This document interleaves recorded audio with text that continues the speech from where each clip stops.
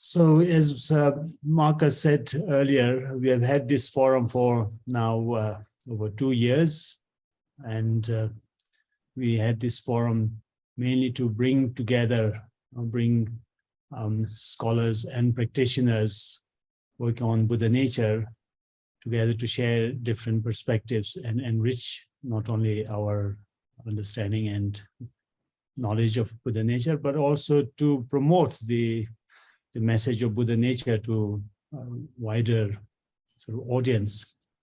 And Ajahn, we have been long thinking about bringing you on board because you come with this exceptional and unique expertise of working on early sutras, both in the Pali tradition as well as the Sanskrit and Tibetan traditions. So it's great to have you, Ajahn.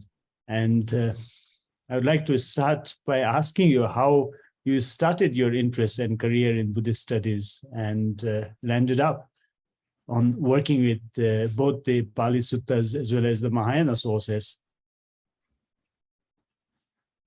Oh, thank you. You have shown me some of the questions you're going to ask. They're all very demanding.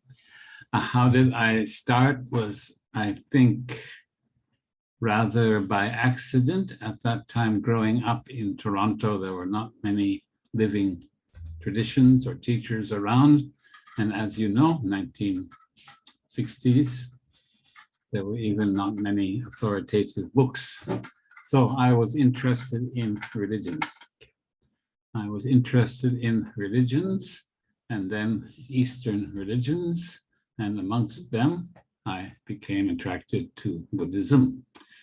And when I studied Buddhism, I think was quite non-sectarian, simply by what was available. And that included reading things like Dhammapada and reading Zen and reading Tibetan Buddhism.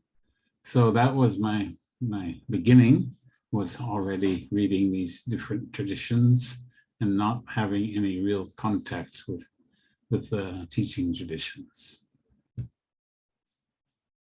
So when I wanted to much later on, when I became a monk and had monastic teachers, I read the Pali Suttas in translation.